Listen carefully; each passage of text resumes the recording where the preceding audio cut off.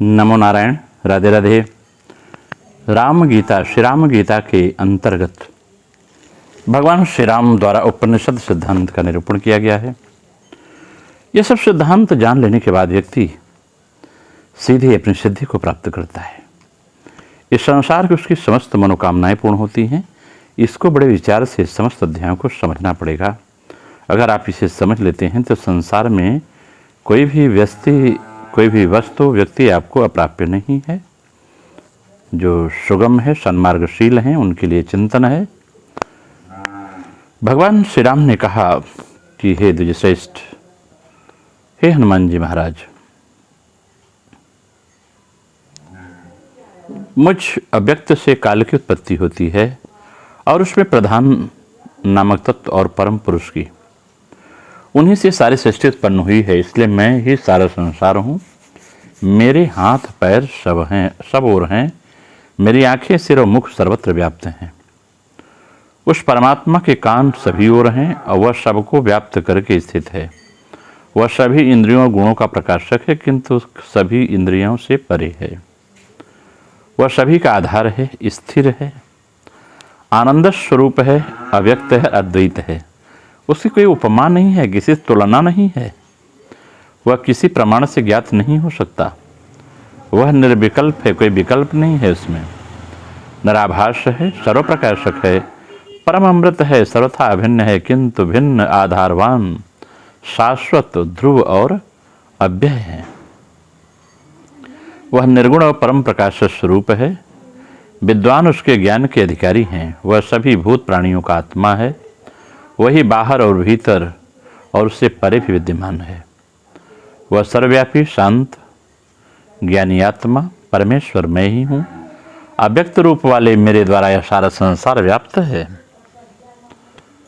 सभी प्राणी पदार्थ मुझ में स्थित हैं। जो यह जानता है वे वेदज्ञ है। प्रधान प्रकृति और पुरुष, ये दो तत्व कहे गए हैं। दोनों का परम संयोजन अनादिकाल बताया गया है। ये तीनों अनादि और अनंत तत्व अव्यक्त आत्मा में स्थित रहते हैं। तदात्मक होकर भी उससे भिन्न होने वाला स्वरूप मेरा ही जानो।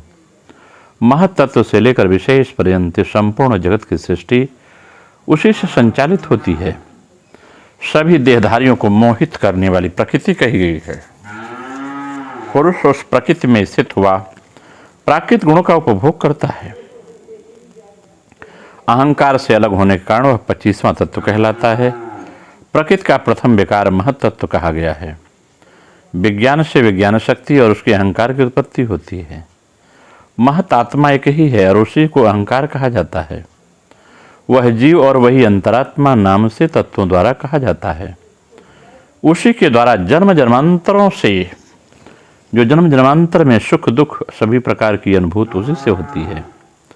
वह विज्ञान स्वरूप है। उसका उपकारी सहचर मन है और उसके अविवेक से ही पुरुष को इस संसार की प्राप्ति होती है। वह अविवेक प्रकृति का संग करने के कारण हो जाता है।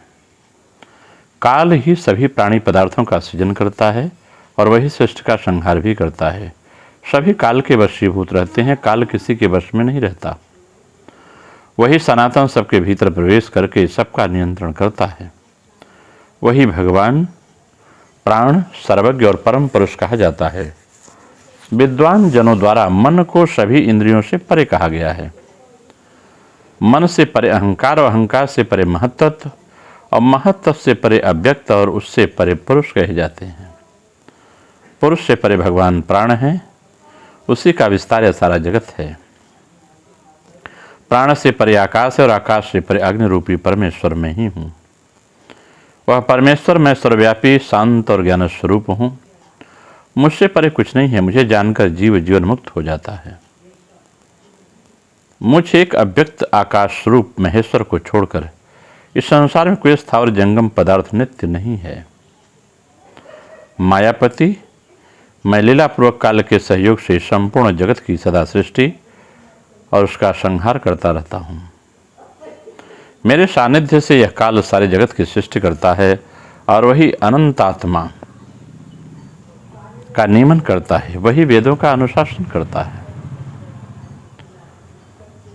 भगवान कहते हैं इस प्रकार से जो मुझे समझ पाता है वही परम पद का अधिकारी बनता है। नमो नारायण। राधे राधे।